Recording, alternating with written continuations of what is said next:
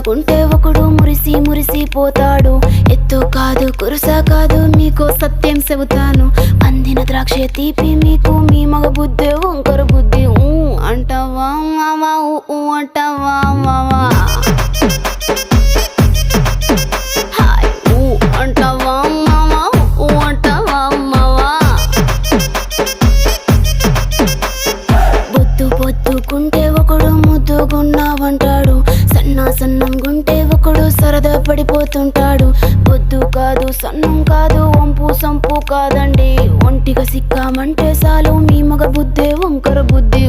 అంటావా మావా అంటావా మావా.